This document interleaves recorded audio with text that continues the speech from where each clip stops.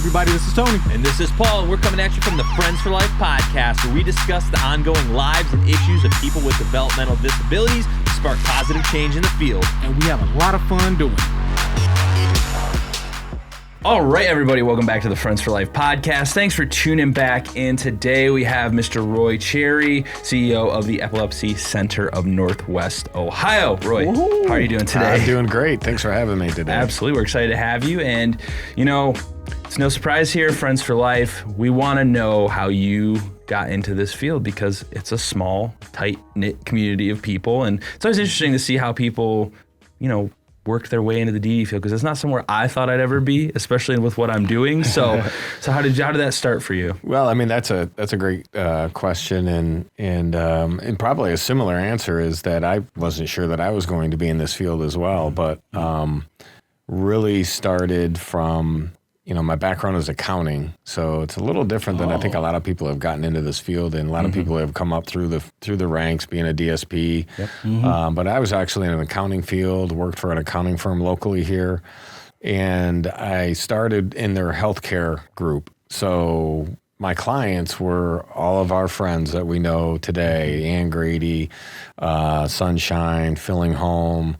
At the Epilepsy Center was one of my clients, and I also had a lot of long-term care nursing facilities as my clients as well.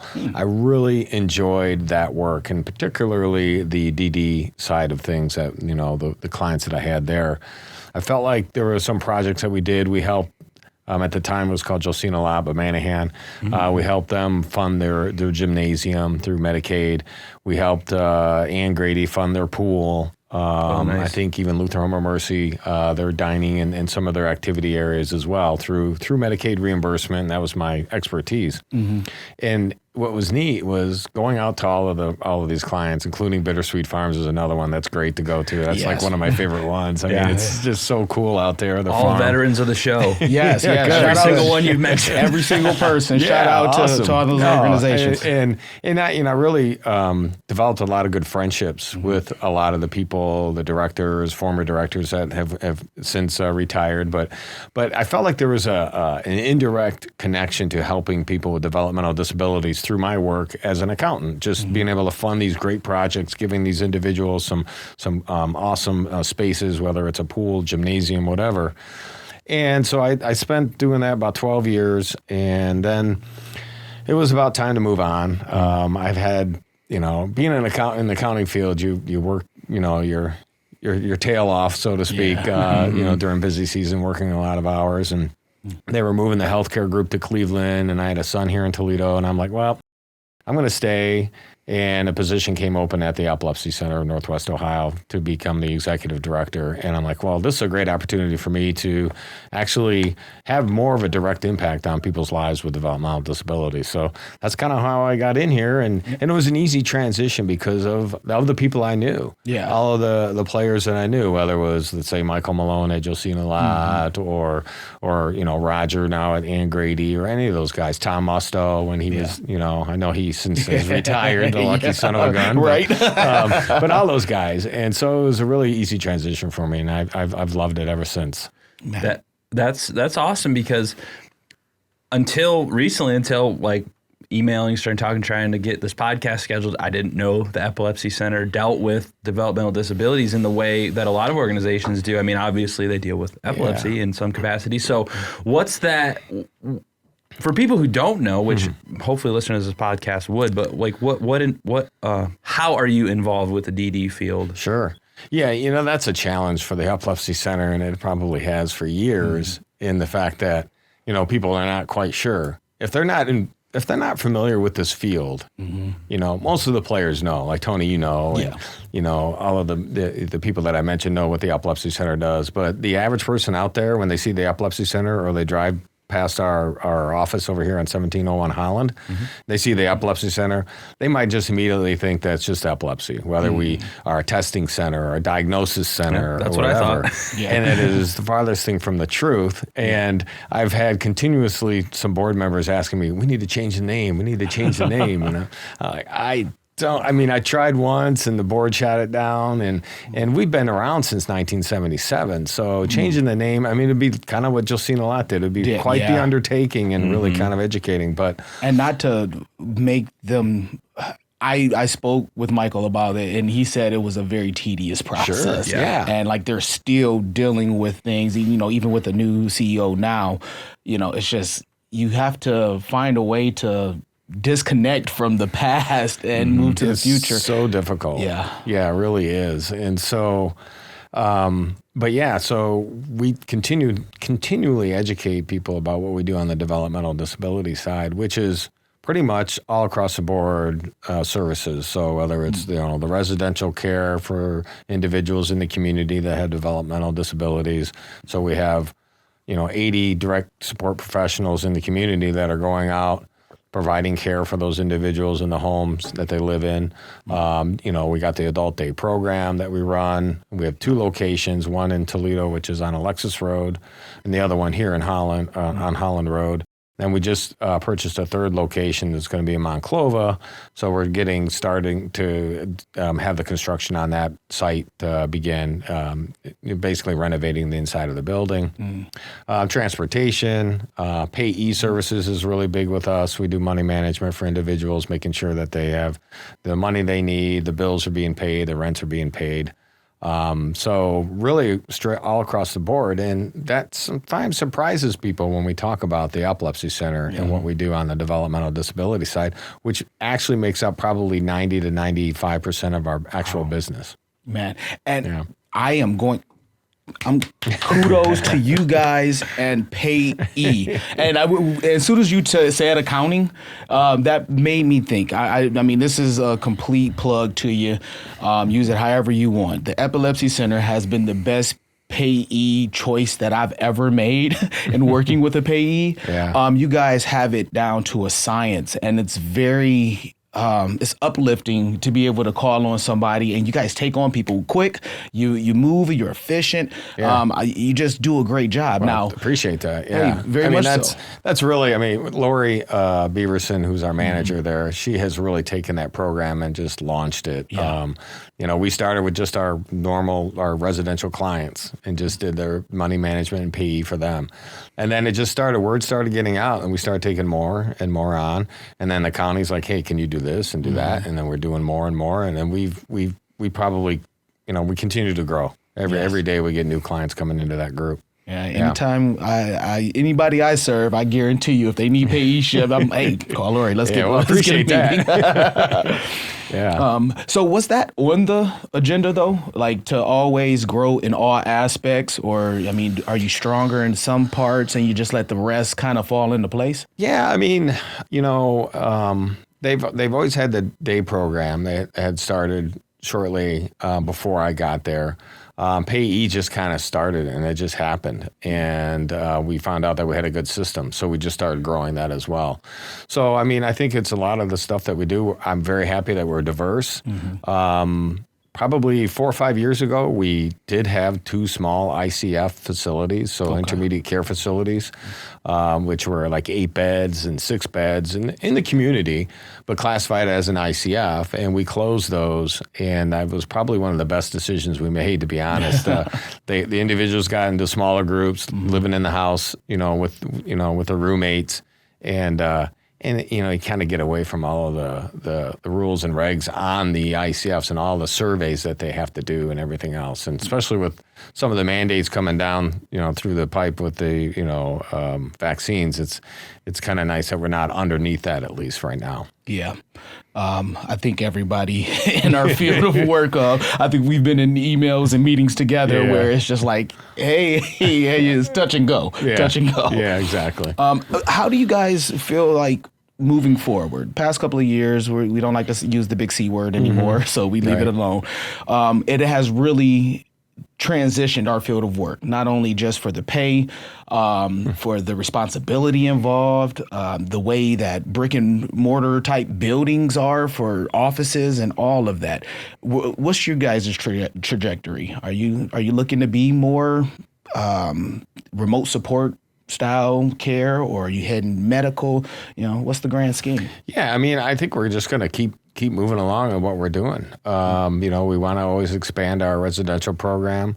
You know, the adult day services third location that we're looking to do is going to be more focused on work. So we're going to be really focused on work training, getting people out there trained up, finding employment for them, and also maybe creating a small business out of there too. So we've got I don't know if you ever heard of a Glowforge machine. No.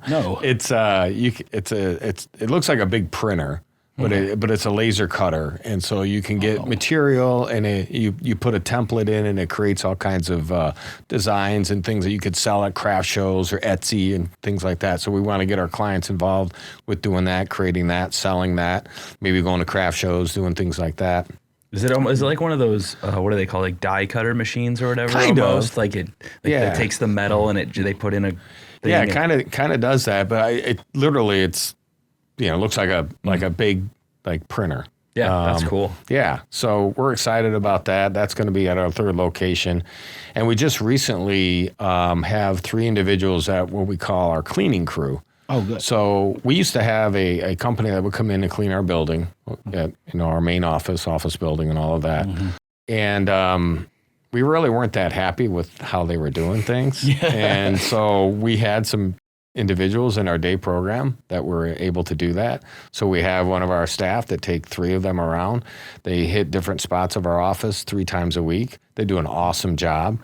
So we're looking to expand that, potentially get into other businesses, maybe even in the Arrowhead community where our office is, and just say, hey, there's an opportunity for us, and really create a business and create more work experience for our clients. So we're real excited about that too. It's pretty cool. That's awesome. Yeah. Yeah, and I think in the past we've had people come on and talk about how a lot of not even businesses like we are all part of that deal in disabilities and developmental disabilities, but a lot of businesses around don't really take advantage of people with disabilities that will come work for them. It's like a whole pool of workers that people don't really think about maybe. So have you noticed any with the way that kind of like everybody's talking about they can't get anybody to work, have you noticed anybody trying to like reach out to you and say, do you have people that can work, or is it Unfortunately not, no. You know, that's the disappointing part of it. And so we're hoping with this cleaning crew, we might get some opportunities here. And then on a side note, not necessarily related to just the Epilepsy Center, but with the Toledo Rotary Foundation or the Toledo Rotary, I'm on the Disability Services Committee, and then we also have a Working Better Together initiative with Goodwill, the Epilepsy Center, the Ability Center. And the goal is to find individuals that have developmental disabilities or just disabilities and showcase them at a Rotary meeting that they're looking for jobs, they're looking for work, this is what their skills are, and then hopefully get them placed through some of the Rotarian business owners there too. So pretty excited about that as well. Yeah, that's really cool, actually. Yeah. That's like a great opportunity. And step back here a second. You said 90%, 95% of what you do is disabilities, but what's the epilepsy side of the Epilepsy Center? What's that all about? Because that's kind of important in the name. Yeah, the name, right? I know, exactly. No, we are, we call it kind of education outreach, resource center for people that are affected by epilepsy. So, we're really a connecting point. So our big kind of our signature event from an epilepsy standpoint is our family camp, which is in August. Okay. And we've been doing this since 1989, actually. The Epilepsy Center's been doing it. Well, that's when I graduated high school. But it's a great opportunity for people that are affected by epilepsy to come together. So we have it at Camp Frontier in Pioneer, Ohio. Okay. It's a Boy Scout camp. Beautiful, beautiful camp. And it's just a weekend. So they have cabin assignments. Either an individual that has epilepsy can come out, families with children with epilepsy come out, and we have activities and stuff that's going on all throughout the day on Saturday, whether it's archery, canoeing, kayaking, rock climbing wall. There's a pool there, so we have a couple hours that we set aside for that. All kinds of great activities, but we also bring in some neurologists that do some speaking engagements, talk about different topics in a real casual environment, which is great. Awesome. So it gives a lot of people opportunity to ask a lot of different questions. But more importantly, it's a connecting point for people that are affected by epilepsy. You have a lot of families with children. They talk about what challenges they face, what they're dealing with. And it was really a launching point, too, for our Facebook page that has a parent, like a private page for parents with children with epilepsy. And that kind of started from that as well. So that's an awesome event that we do put on for that.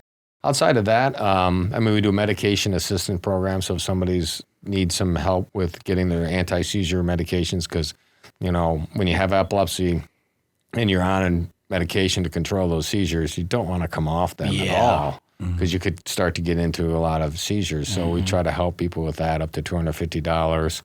And then just as a resource or education, we'll go out to schools, we'll go out to businesses, educate them about epilepsy, what it is, what happens if somebody has a seizure, what's the first aid, what do you do if somebody does have a seizure, and just really kind of reassure the school or an employer that, hey, this person can just be a perfectly good employee for you. The seizures are controlled, whatever. But explain to them what it is. Yeah. I'm happy to say that we have several people who work in the company who do have epilepsy, and they have a limitation on transportation. Sure. But some of the best care and service that any and everyone would give. It's just like anyone else, like the people we care for. Sometimes we're affected by things that we have zero control over. And it's becoming a thing, I think, in humanity where we're starting to hold each other responsible for community base, as it should be.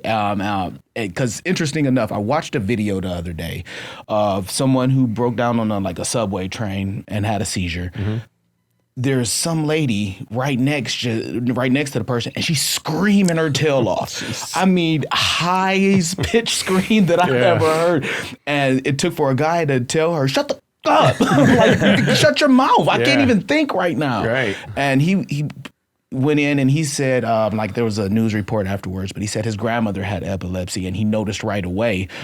He wanted to step in quicker, but there were several people in front of him. Sure. So, but it's very important that we educate people, like you say, because a scream like that just distracts from the situation versus actually helping. Yeah, and I think there's always that misconception about if somebody's having a seizure to put something in their mouth. Yeah. We hear that all the time. That's the last thing you want to do is put that something in their mouth. One, they're not gonna swallow their tongue, or they might bite their cheek or something, but they'll probably do more damage if you stick something in there like a wooden spoon or something. Yeah. That's such old school thinking, but you'd be surprised how many people actually think, okay, somebody's having a seizure, we got to put something in their mouth, and no, you don't. You're going to make things worse if you do. I think I was almost 27 until I believed that you didn't have to put butter on burns anymore. Never heard that one. You never heard that?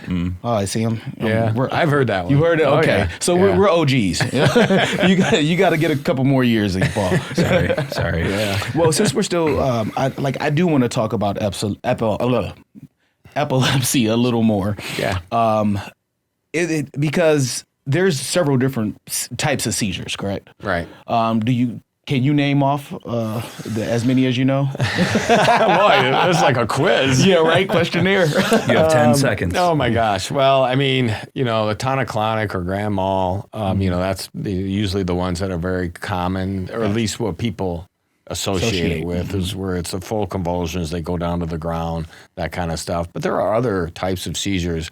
There could be, a partial complex seizure where maybe only part of the brain is affected by it. And so you get maybe a tick or kind of a movement in your hands or something, part of you, it's not natural. And then the absent seizures too, which we see a lot with the children. Sometimes it gets misdiagnosed as they're daydreaming. Jamie, yes. Because you're just kind of staring off and you don't say anything, you don't do anything. But if that happens a lot, and it's not really a daydreaming part, a lot of times they'll go see a doctor, maybe get referred to a neurologist, go get an EEG done, and then they actually see that there is some sort of epilepsy seizure happening within their brain that creates that Now, would that have to happen at the same time? Like, would they have to be on the machine and they would have to go, or can they tell by the brain function itself? Hopefully some of my neurologists on my board will hear this and probably correct me. But I do believe that it's better if the seizure happens during the EEG. But I do believe that there are points in that EEG that they can see some activity that may indicate that they have epilepsy without having that type of seizure. No. All right. Last question. Have you ever heard of a pseudo seizure? Oh, yeah. Yeah. Yeah, we actually did a, so we do Talk with the Docs. It's a live, Facebook Live through Zoom. We do them about every quarter. And we actually did one on those pseudo seizures. Wow. And it's more serious than you think. Really? And they don't disregard those very easily. I mean, it falls more into the mental health group as opposed to an actual condition of epilepsy. Yes. So I would encourage, they should be out on our YouTube channel, actually, the Epilepsy Center's YouTube channel. And there's actually a presentation that we interviewed a neurologist about that exact awesome. type of seizure. We'll make sure you have a link to that. Yeah. Yep, Definitely. Absolutely. Yeah. What is a pseudo seizure? Because I have never heard of this. Well, it's when somebody has, I don't want to say fake or pretend, but I mean, they think they're having a seizure. They act like they're having a seizure. Their brain is telling them they're having a seizure. Yeah. But when they get the EEG and everything, it is not a seizure. It is more of a mental health issue that they have. But medically, they do not have epilepsy. Gotcha. Yeah. That makes sense. Yeah. And one of the, to go back to what Roy said, and a lot of the things that we believe in our books and things that we do, scientifically in the mind, if you imagine something, technically it has happened in your brain. Your brain cannot differentiate fiction from fact or fiction. It doesn't recognize it. So if I sit here and I think long enough that I'm on the beach, my mind is going to create that illusion in my head. So let alone something, I mean, how long have we seen people with either placebos or mental health give themselves every diagnosis and eventually one of them hits? Yeah, right. And I've worked with an individual personally, so I had a whole lot of experience in the pseudo seizure area, and it was hella frustrating because you don't want to tell the person, like, dude, you're making this up. Right. Because in their minds, they're not. Right. Yeah, exactly. It's a fine line to tread with stuff like that, because it's like, what is real, quote unquote real, and then what is diagnosable. And the human brain is a very wild thing. Like, nobody claims to understand it at all. Like, I don't even think any of your neurologists would be like, yeah, we have no idea. We know a little bit, but that's about it. No, it is. I mean, when you think about the human brain, the complexities of it, and just what it's capable of, and all the different kind of issues that come up about it too. It's really fascinating. And what's the quote? It's like, whether you can, or whether you think you can or you can't, you're right. Like, it really does apply that way. And truly, and it's really important, like, to try and think about things in a positive way if you can. It's hard in a world now. But do you guys see that there's any big picture or even localized changes that you'd like to see made in the DD field? I mean, obviously pay rates and stuff like that is a huge factor. We're always talking about that, but are there any things that you can think need to incrementally change over time? There's been huge leaps over the last few decades, but yeah, I think there has been. And certainly the ability to, do more community-based stuff, to get individuals with developmental disabilities out in the communities, get them employed. To me, employment, I think, is so critical, because there are so many individuals that might have developmental disabilities that can easily be employed and be a very, very good worker for an employer. Yeah. A lot of times they're going to be better than some of the people without disabilities. They're going to be there on time. We're going to make sure they're there on time. Those kinds of things. And I guess more, I mean, this might get too, but I guess the rules and regulations that are upon providers with developmental disabilities seems to restrict and have a lot of, it's just so much. We ask so much for our direct support professionals and what they have to do and the responsibilities that they have. I mean, it's amazing. I mean, they have to pass all these medications to the individuals. They might have to do G-tube feeding. They might have to do insulin shots. And really, they might get mandated just to have to work 24 to 36 hours. It might happen tomorrow. Very with the soon. snowstorm that's coming up. But, and they're responsible for these, individuals' lives. And we expect them to do all this, and we're paying them, $12, $13 an hour, which is better than it's been, but it's still, and then if they make a mistake, and then there's an investigation, and there's what we call an MUI, and then all of a sudden, and if it was a very innocent mistake, that could affect their working ability going forward. So those are the things that I think we have to be just common sense. Just let's use some common sense when we're dealing with direct support professionals and when we're dealing with the rules and regs that we have to adhere to at the state. Yeah. Yeah, which is funny because I'm under compliance review now. Thank you, DODD. fun times. Yeah, right.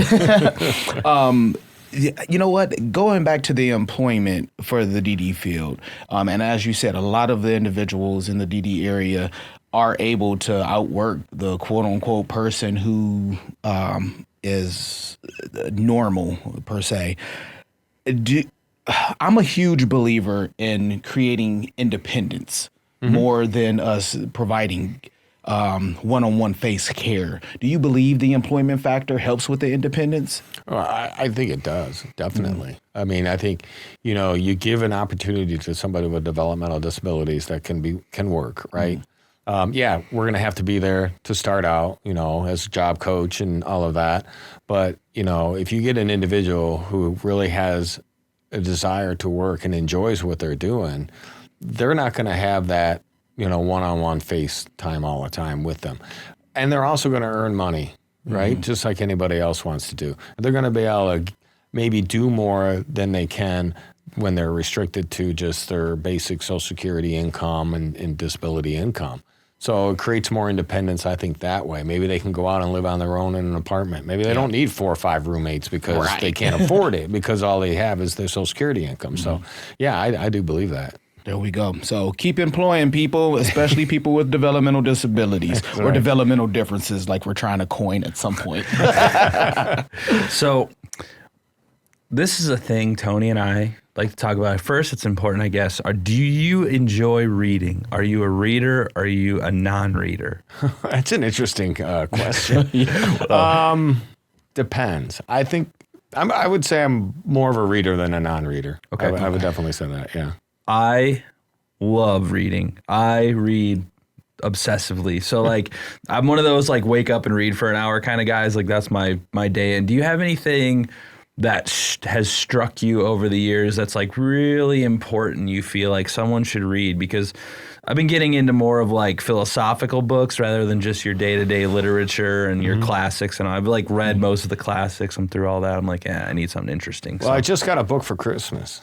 And it is the detail, it's 600 pages long, and it details every song that Led Zeppelin put out, and how they produced it, and how they wrote it, and how they came up with it, every song. So I'm only through the first Led Zeppelin 1 album on it, but that would That's gotta be fun. I'm just a huge fan of them, so it's an awesome read. But no, but in serious, I do like leadership books, and I do a lot of leaderships, and probably a lot of people have read, the 21 Irrefutable Concepts of Leadership, I think it's called, which I thought was really good. And I actually took a lot of notes. And I try to review those notes probably once a week, like on a Monday before I start my day. And I look at that and think, okay, I got to kind of keep remembering these things as a leader, And so that would be one that I think is really good too.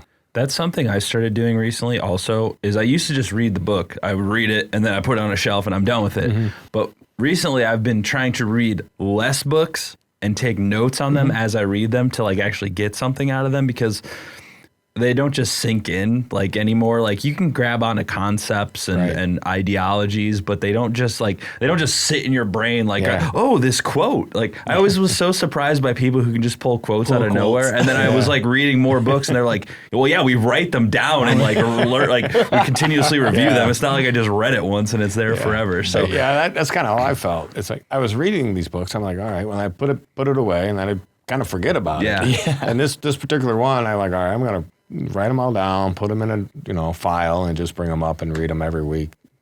Yeah. It's important to, I think, inform yourself. I mean, you can go out and get a master's degree and spend $50,000, $100,000 on education, or you can just buy like a few $1,000s in books over 20 years and learn a ton of cool stuff. And That's what I did. yeah, even like seriously, even with like the Led Zeppelin book, it doesn't. I found that no matter what I read, I'm able to pull something from it, whether it's a made up story or something. It doesn't have to be, I only read leadership books because I'm a CEO. Like you can read anything. I've gotten concepts that I live by from like Lord of the Rings. Like, come on, there's so many good books out there. But Me, Power Rangers. you read the Power Ranger books? No, I'm just kidding.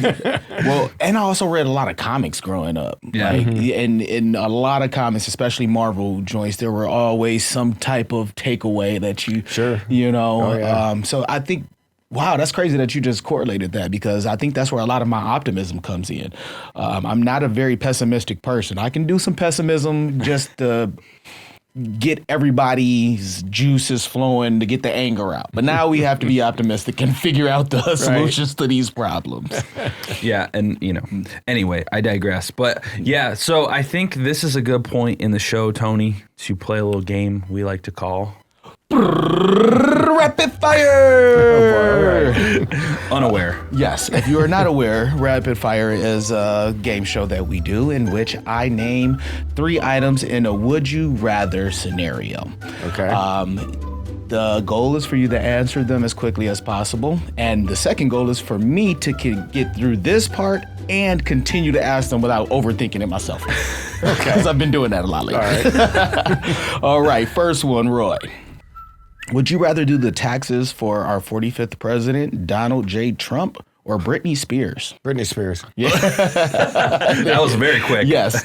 Would you rather be locked inside of a movie theater or a supermarket? Movie theater. Oh, man, I like this guy. All right, would you rather... It's the popcorn. Extra butter.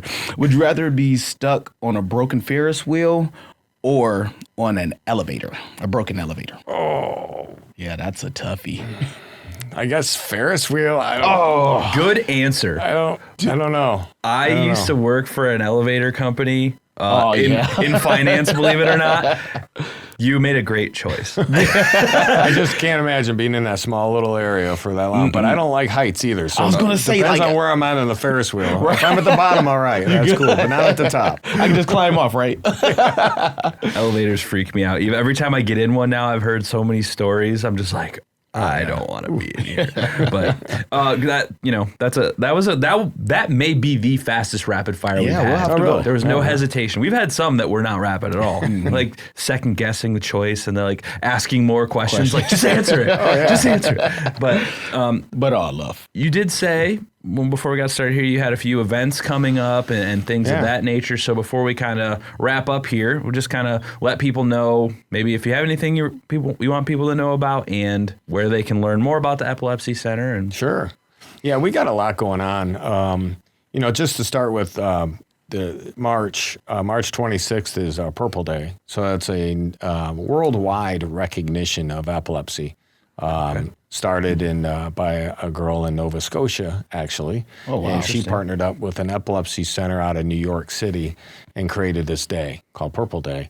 And so every March 26th, a lot of the Epilepsy Center and epilepsy foundations across the country do a celebration. And this year we're going to be doing an event at the Imagination Station. Cool. And we're inviting all of our epilepsy friends, all our families to come out there. So we rent it out for the evening. Awesome. And they can come and do all the cool little, cool science stuff. And we'll have some volunteers from schools, some of the older kids to kind of watch the little ones. Cool. And then we'll also bring in some speakers as well to talk about different things on epilepsy. So that's March 26th. And then our big fundraiser, the Practically Golf event, we used to call it Practically Golf Tournament, the PGT. It's Practically Golf event on June 17th and 18th. Okay. So that is going to be down at the Blarney. We had it there last year. So it's 18 miniature golf holes that were built by local builders here in the area. Cool. That's cool. It is an awesome event. We'll have a tournament on Friday from 1 till probably 3 or 4 o'clock. That's kind of like a corporate golf event. So they'll have foursomes. We get sponsorships. They'll put this on on, and they do the tournament. We have a shotgun start for this little miniature golf tournament. But these holes are big. I mean, they're as big as this table. I mean, they're pretty large. They go even bigger. Tony's been looking to get into golf. That might be an easy in. That's a good way to start. Because I don't want to go out there and embarrass myself. And I have cousins who are just way too good at it. This sounds like a tournament for you, Tony. There we go. But it's an awesome time. Again, down by the Blarney, we partner up with the Blarney. They help us out a lot. Bill Klein down there has been awesome, and we also have open play. So after the tournament, we have open play throughout the evening on Friday, and then Saturday all day it's open play for people to come down and play. Perfect. For I think it's like 10. I think we do $10 for adults, $5 for children during the open play, but. So we're looking for sponsorships for that. Best way to find this information is either go to our website epilepsycenter.org, or you can call the office 419-867-5950 and ask for Betty Lopez. So she is the one that coordinates all of that good information, and we'll be getting more information out as far as sponsorship levels. We also might be thinking, because we're looking for like a $10,000 major event sponsor for the event. Okay. And what we are going to offer is having a Thursday private event for them and their employees to come down, play the tournament just for them, and then have like food and hors d'oeuvres at the Blarney afterwards. So nice. we're hoping to grab somebody like that wants to do something fun for their employees as well. So if anybody listening wants to drop 10 G's, bring you know the way. man to call. Well, the lady to call. The one man to call. And just so everybody knows, I mean, all the money that we do raise stays right here in Northwest Ohio. We are not affiliated with any national organization.